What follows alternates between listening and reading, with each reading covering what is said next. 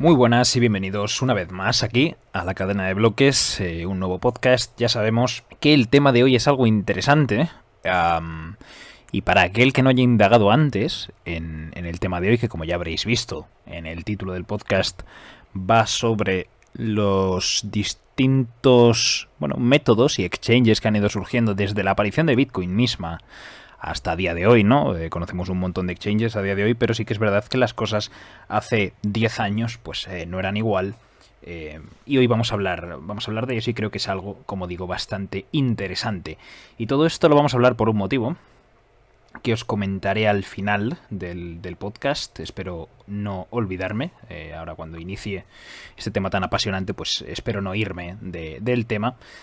Pero bueno, os recuerdo ahora al empezar que podéis seguirme por @lacadenabloques en Twitter y ahí pues preguntarme cosas, pedirme un montón de enlaces. A lo mejor del día de hoy os interesa leer cosas y ver cosas que os voy a comentar. Así que por ahí por Twitter pues me podéis dar feedback, preguntarme, solicitarme cosas, proponer temas, etcétera, lo que queráis, ya sabéis, estoy por ahí para responder. Y podéis suscribiros a la newsletter del podcast, ya sabéis, una vez cada 2 semanas, la dejaré también en la descripción del podcast por si a alguno le interesa. Y dicho esto, os voy a comentar un poco el primero, bueno, en verdad es el segundo de los motivos por el que el tema de hoy es esto, ¿no? Es la historia, ¿no? De cómo surgen los intercambios de Bitcoin, cómo surgen los exchanges, cómo nacen, ¿no? Y la historia de los exchanges. Con lo cual, el segundo motivo ha sido porque encontré una lista, o sea, encontré un post indagando un poco por Bitcoin Talk, ya sabéis, este foro que yo os he comentado muchas veces que es muy interesante. Básicamente un post que lo que hace es recoger prácticamente día a día todos los sucesos importantes de Bitcoin, sobre todo, el nacimiento y tal de un montón de ideas, de intercambios, un montón de eventos prácticamente día a día, o sea, ya digo, por cada mes, o sea, podéis ver desde noviembre de 2009 y hay varios eventos registrados literalmente cada mes, sobre todo ahí al principio que pasaba poca cosa, digamos. Bueno, pasaba poca cosa a la vez que pasaba mucha cosa. Pero bueno, ya me entendéis. Básicamente me ha parecido muy interesante hablar de esto.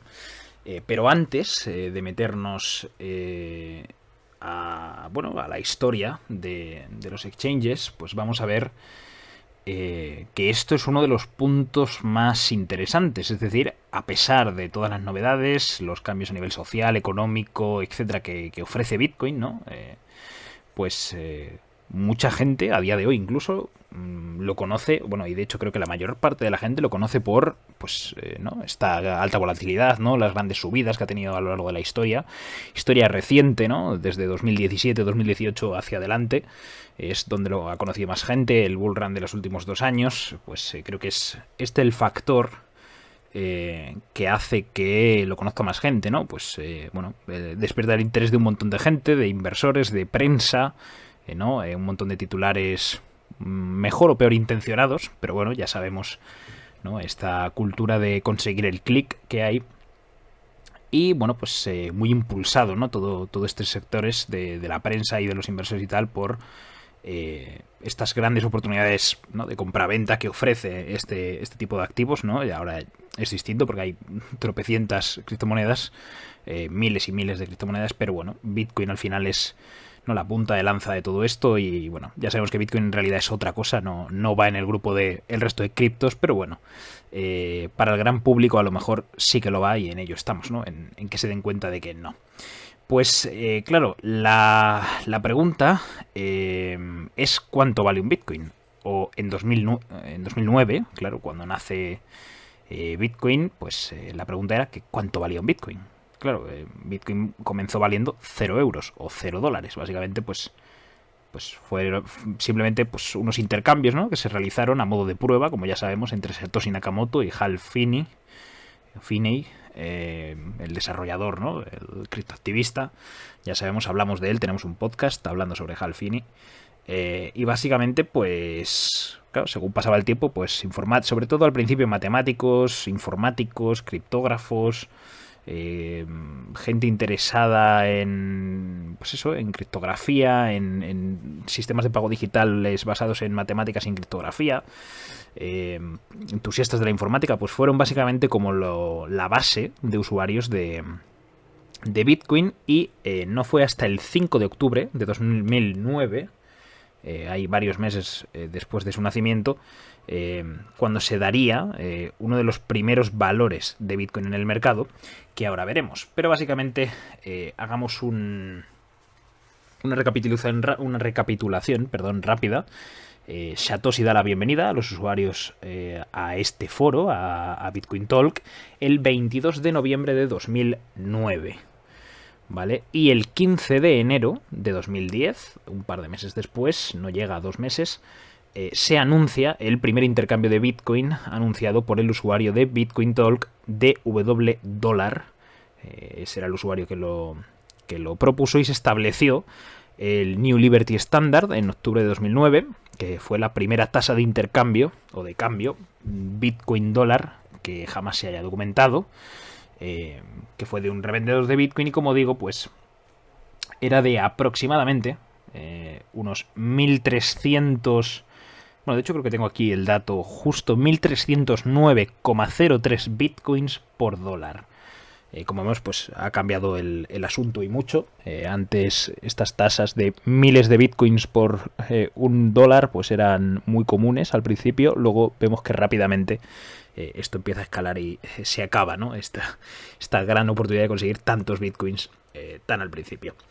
Pero bueno, la idea es que, a partir de ahí el precio comienza a fluctuar, dando paso a los primeros intercambios y a los movimientos del propio mercado, con lo cual da comienzo a la historia de Bitcoin relacionada con el precio, ¿no? Con el valor de mercado. Y aquí tenemos otro, digamos, suceso, que es el 4 de febrero de 2010, prácticamente, pues medio mes después, algo más, de que se anunciase este primer cambio, ¿no? Esta primera tasa de cambio, que básicamente era un servicio de cambio de Bitcoin FX, es decir, de Bitcoin a Fiat. Básicamente un cambio manual de moneda electrónica solo por correo electrónico, así es como se vendía.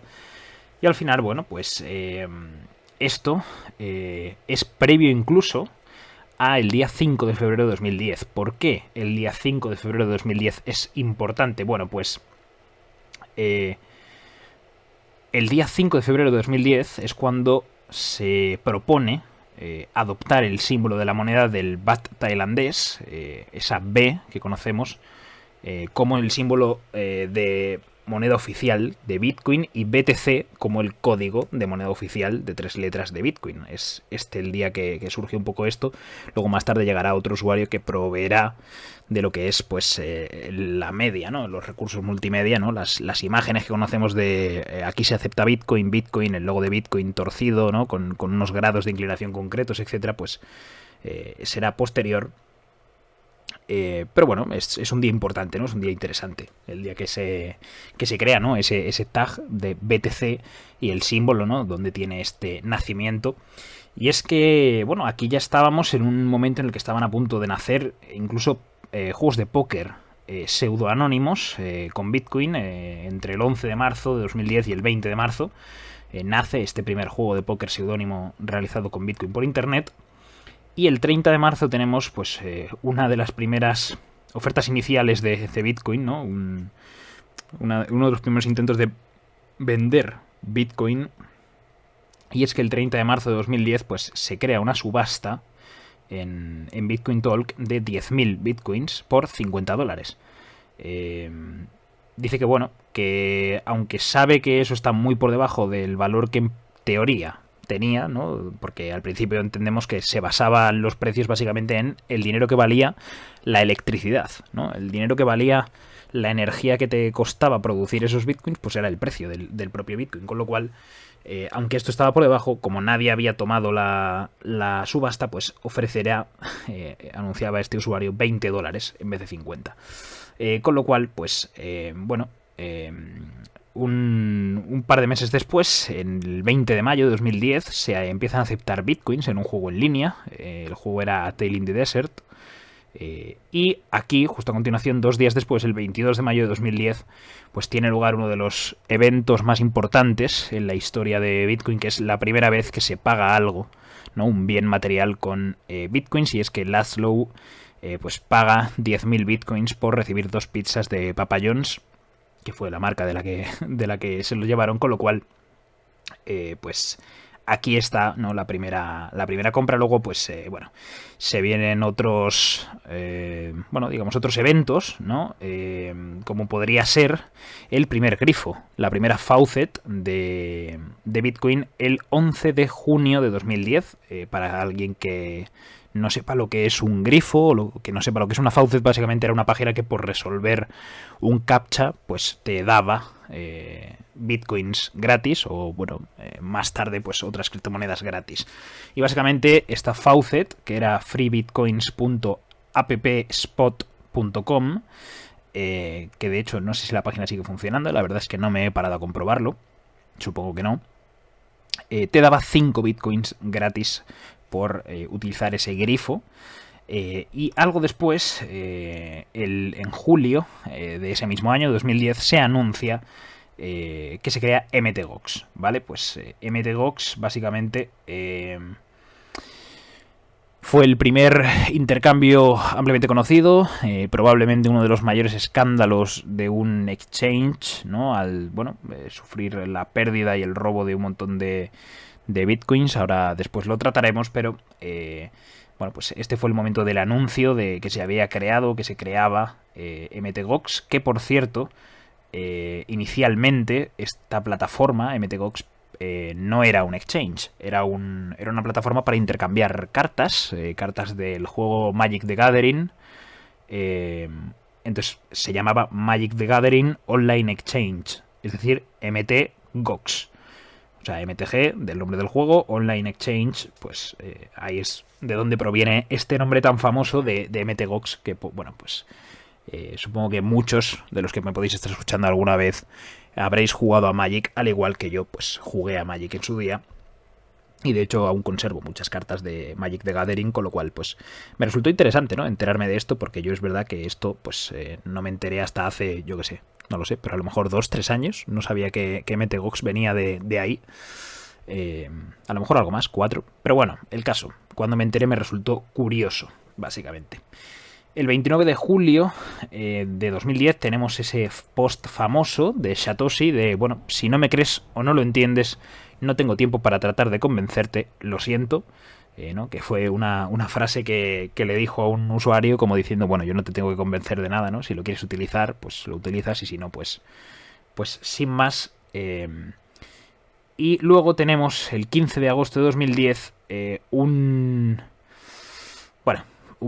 suceso malo, un suceso trágico, ¿no? Es una de las únicas vulnerabilidades de Bitcoin, y es que esta vulnerabilidad del 15 de agosto de 2010 crea 184.000 millones de bitcoins. Sabemos que solo puede haber 21 millones, pero bueno, pues hubo una vulnerabilidad, se crearon de golpe 184.000 millones de bitcoins, pero bueno, en cuestión de horas la transacción fue detectada, borrada del registro, y después pues se solucionó el error, la red se bifurcó a una versión actualizada del protocolo de Bitcoin y quedó así solucionado, ¿no? Como parcheado, digamos. Unos meses después, en noviembre de 2010, nace el término de shitcoin, que tanto nos gusta, ¿no? El primer uso de bueno, el primer uso informado, al menos, que sepamos, que tengamos conscientes de shitcoin en referencia a las monedas alternativas, ¿no? Básicamente, pues hubo un usuario que publicó que, bueno, que dices eso ahora, pero si Bitcoin realmente despega, puedo ver a muchos imitadores hacerse ricos rápidamente en la escena poniendo Gitcoin, Nitcoin, Witcoin, Titcoin, Shitcoin. Y aquí estaba la primera vez que tenemos registrado que se utiliza la palabra de shitcoin, así como en noviembre de ese mismo año, 27 de noviembre, se crea el primer pool de minería del mundo, slashpool.com, Y el 11 de diciembre de 2010 Wikileaks comienza a utilizar Bitcoin. Ya sabemos, Wikileaks, pues una página de compraventa de cosas ilegales, ¿no? en Estados Unidos a nivel mundial, con lo cual Satoshi decía que Wikileaks ha pateado el nido de avispas y el enjambre se dirige hacia nosotros. Básicamente, entendemos entendemos lo que quería decir Satoshi aquí, y básicamente el día siguiente, 12 de diciembre de 2010, es la última publicación de Satoshi en Bitcoin Talk, y ya nunca más volvió a aparecer, con lo cual, un poco más adelante se alcanza la paridad del dólar, el 9 de febrero de 2011, un Bitcoin con $1 estadounidense, y un poco después se anuncia Silk Road. Ya sabemos, pues Silk Road y Bitcoin Talk desempeñó un papel clave en su ascenso y caída, y luego nacen un montón de un montón de otros eventos que hoy no vienen al caso, y nos vamos a meter ya, básicamente, después de haber hecho este pequeño repaso a los sucesos más interesantes, con los primeros exchanges ya relevantes. Como he dicho, surgió por parte de DW Dollar en el foro de Bitcoin Talk este primer mercado real, ¿no? El New Liberty Standard, unos 1.300 entre 1.300 y 1.500 bitcoins por dólar. Y luego salió bitcoinmarket.com, que proporcionó pues un consenso, digamos, mucho mayor y mucho más aceptado, ¿no?, por la comunidad, sobre el valor de Bitcoin, presentando un precio en el lanzamiento de alrededor de unos 0,003 dólares por Bitcoin, y en verano de ese mismo año subió a unos 5 centavos de dólar por cada Bitcoin, con lo cual, esta era la página de Bitcoin Market, ¿no? Interesante. Básicamente, la plataforma utilizaba PayPal para el intercambio de fiat, pero se eliminó después de aumentar en gran medida las operaciones fraudulentas en junio de 2011. En ese momento el mercado de Bitcoin estaba ganando algo de popularidad, y tenía un precio de 23,99 cada Bitcoin. Cada Bitcoin, unos $24. Bitcoin Market ya había cumplido su propósito y era una mejora del intercambio en foros, y ahora luchaba por hacer frente al creciente número de bitcoiners que estaba creciendo de manera bastante salvaje, aunque evidentemente a mucha menor escala que ahora. Pero lo que no sabía era que estaba a punto de ser desplazada por una marca que ahora conocemos por una marca infame, o ahora infame, y es que, como decía, nació MTGOX, que estaba siendo desarrollado en 2010 por Jed McCaleb, que luego estuvo en la Stellar Foundation, y en unos pocos años el 70% de todas las transacciones de Bitcoin se manejaban a través de esta plataforma, a través de MTGOX. Originalmente ya sabemos que venía de este intercambio de cartas, ¿no?, de Magic the Gathering. Y McCaleb, con experiencia en programación e interés en Bitcoin, utilizó todo esto, reutilizó el sitio para proporcionar funcionalidad de intercambio de Bitcoin a dólar, que luego explotó en popularidad, ya que siempre estaba en línea, estaba automatizado, era más rápido, etcétera.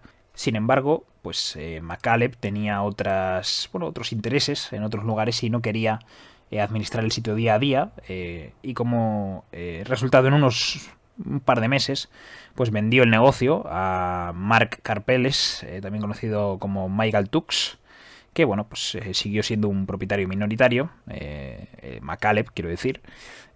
Y si bien los hacks siempre habían sido una preocupación, McCaleb se había reído de la amenaza, ¿no? Al final, la afluencia de usuarios sugirió que estaban contentos con correr el riesgo. Los propietarios de MTGOX se habían quejado de la mala gestión y falta de fondos durante la mayor parte de su vida, y de hecho, cuando McCaleb vendió ¿no?, como la empresa MTGOX, Karpeles alega, según documentos judiciales, que ya faltaban unos 80.000 bitcoins de las cuentas de MTGOX, con lo cual, se reforzaron las medidas de seguridad. Después de un primer hackeo en junio de 2011, con creo que 2.650 bitcoins eliminados de la plataforma, Y entonces pues MTGOX se estableció después de ese refuerzo como el intercambio de bitcoins más grande del mundo en 2013. Pero detrás de toda esta escena, o de este escenario ficticio, la situación era distinta. La supuesta falta de organización competente por parte de Carpeles y problemas de codificación en el sitio web, medidas de seguridad eficientes, etcétera, pues fueron las principales puntos de fallo recordados por los ex empleados, y las disputas legales ya comenzaron, seguidas por el Departamento de Seguridad Nacional de los Estados Unidos, acusándolos a través de una subsidiaria de operar como transmisores de dinero no registrados. El gobierno de Estados Unidos incautó más de 5 millones de las cuentas bancarias de la empresa, lo que posteriormente provocó la suspensión de los retiros de dólares y largas demoras. Un montón de banderas rojas que estaban ahí. Y estos desarrollos pues fueron malos, pero el problema real fue mucho peor. Y es que a principios de febrero de 2014 se detuvieron todos los retiros para obtener una visión técnica clara del proceso de la moneda. Eso fue lo que anunciaron, pero unas semanas más tarde, a pesar de las garantías previas de MTGOX y de personas influyentes como Roger Ver, pues el intercambio suspendió todas las transacciones, el sitio web se desconectó y la empresa se declaró en bancarrota. Resulta que habían sido víctimas de un hackeo prácticamente continuo durante años, que se remontaba pues a finales de 2011, ¿no? Desde entonces, y resultó en el robo de un total de, y aquí agarraos a la silla, de 844.408 bitcoins de sus billeteras calientes en el proceso, con lo cual pues los usuarios se sorprendieron, al menos porque la administración de MTGOX aparentemente no sabía que una cantidad tan grande había desaparecido durante años. Y bueno, pues Carpeles fue acusado de fraude, de malversación de fondos, etcétera. Pero bueno, la idea es que de ahí pues no hay posibilidad de que los usuarios recuperen todas las cantidades de Bitcoin perdidas. Al final sirvió como una lección dolorosa, ¿no? Incrustada en la psique de los primeros bitcoiners. Pero bueno, básicamente aquí ya entendimos que si no son tus llaves, no son tus monedas. Ya sabéis, not your keys, not your coins, con lo cual se deben evitar los intercambios para mantener fondos más allá del requisito para intercambiarlos a corto plazo, con lo cual pues BitInstant, fundada por Gareth Nelson y Charlie Stream, si es que se lee así el apellido, pues fue otra alternativa notable, financiada por los hermanos Winklevoss, os sonarán, y con otro chico que creo que se llamaba Eric, que ahora dirige Shapeshift, me parece, que bueno, corrió básicamente la misma suerte en 2014, y desde 2011 pues un montón de intercambios más sofisticados se habían establecido.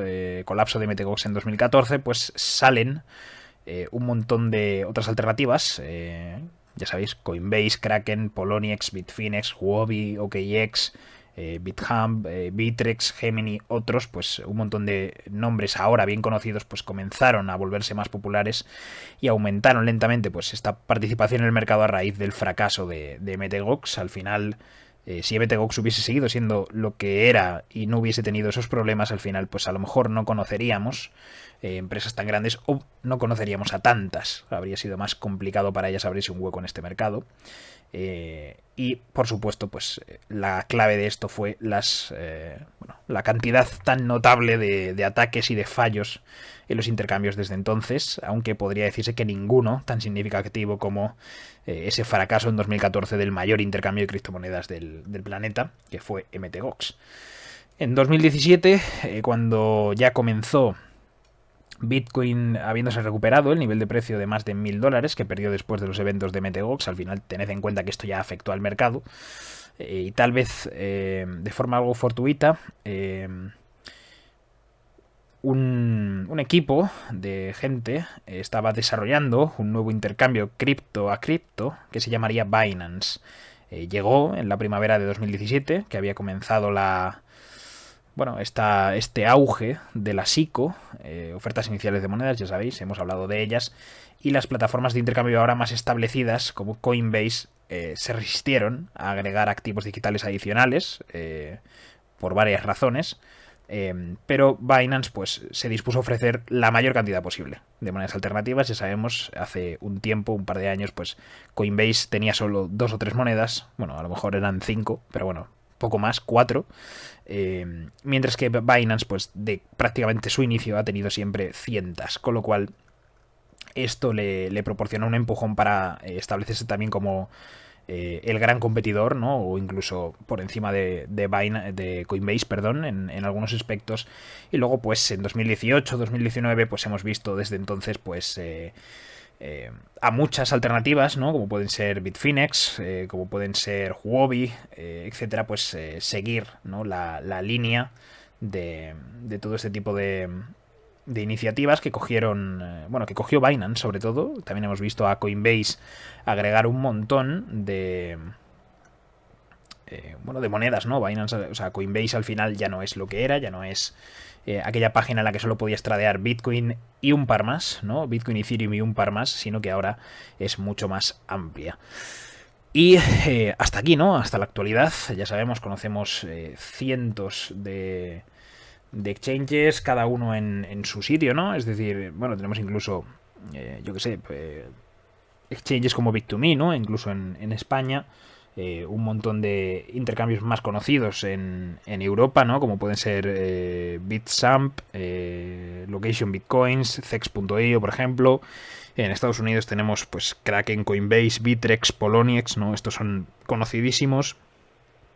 Y en Asia, por supuesto, pues Bitfinex, que al final es uno de los más, digamos, innovadores, no innovadores, sino, ahora no me sale la palabra, pero vamos, uno de los primeros, de los originales, fundado en 2012. Luego tenemos también OKX de 2013 y Binance, que ya hemos visto que nació en 2017 con este boom de las ICOs. Y bueno, pues al final es... el gran Binance podría ser el gran rey junto a Coinbase, con lo cual pues esta es la actualidad, ¿no? Aunque ahora ya sabemos que empiezan a surgir las opciones descentralizadas, y esta ha sido un poco la historia de los exchanges de criptomonedas y de los primeros eventos que ocurrieron respecto a eventos importantes allí, en el nacimiento de Bitcoin y hasta ahora. Como vemos, un camino lleno de hackeos. No puedo hablar de todos porque evidentemente pues básicamente sería una locura, ¿no? Nos tiraríamos aquí 2 horas hablando sobre hackeos, si es que en 2 horas nos da tiempo. Pero bueno, espero que os haya resultado interesante aprender sobre eventos, sobre el nacimiento de exchanges, el origen de MTGOX, la caída de MTGOX, situar un poco cuándo nacen los distintos exchanges, ¿no? Cuándo nace Kraken, cuándo nace Bittrex, cuándo nace Coinbase, cuándo surge Binance y por qué tiene esa rapidísima escalada, ¿no? Comparada con otros exchanges que ya venían con una historia de pues 5 años más ya de mercado, y por qué ese ascenso tan meteórico de Binance y de aquellos primeros intercambios, ¿no? A modo casi de foro de Bitcoin allá por 2009-2010. Con lo cual, lo dicho, espero que hayáis aprendido, que os haya resultado interesante. Os comento ahora uno de los motivos, y es que, no es un exchange, pero bueno, es una empresa con la que podéis comprar Bitcoin de manera bastante cómoda, que me contactaron para ver si me apetecía tener un código personalizado para el podcast. Obviamente les dije que sí, y eso creo que lo tendréis el miércoles, os comentaré más detalles entonces, pero bueno, es una manera que yo sí que he utilizado y que me parece bastante cómoda y mejor que la mayor parte de exchanges, ¿no? Como pueden ser Binance o pueden ser Coinbase, con lo cual os lo compartiré en cuanto lo tenga listo. Estoy esperando a que me avisen y que esté listo los códigos. Os avisaré con todo esto, espero que en el podcast del miércoles, y nos vemos entonces con un nuevo pod de la cadena de bloques.